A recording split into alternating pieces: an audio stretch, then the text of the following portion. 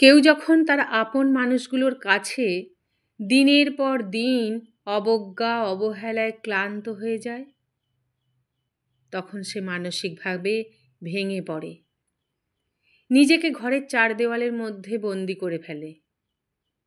আর এই বন্দি অবস্থায় থাকতে থাকতে একদিন সে হাঁপিয়ে ওঠে।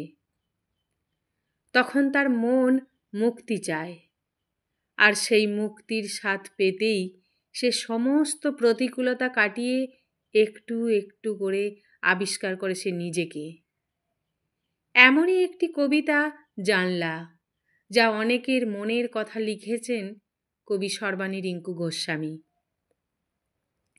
জানলা, কবি সর্বাণী রিঙ্কু গোস্বামী।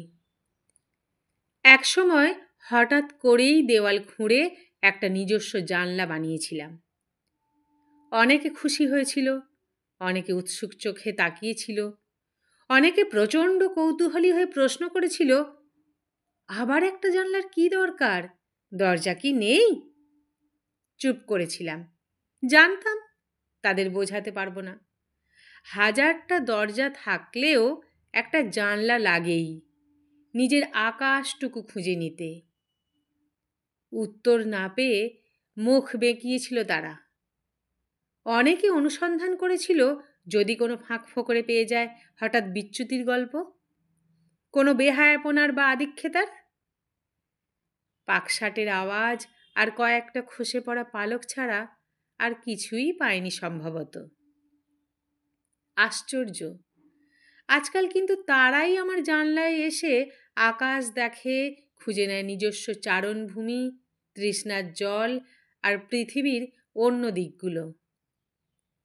এখন তাদের চোখের সন্দেহের নীলটুকু কেমন করে আকাশে বদলে গেছে। যারা এই অবজ্ঞা অবহেলাগুলোকে মনের সঙ্গে লড়াই করে দূরে সরিয়ে রেখে এমন একটা মনের জানলা বানিয়ে নিজস্ব জগৎ তৈরি করে নিতে পারে, তারাই তো আসল যোদ্ধা, তাই না?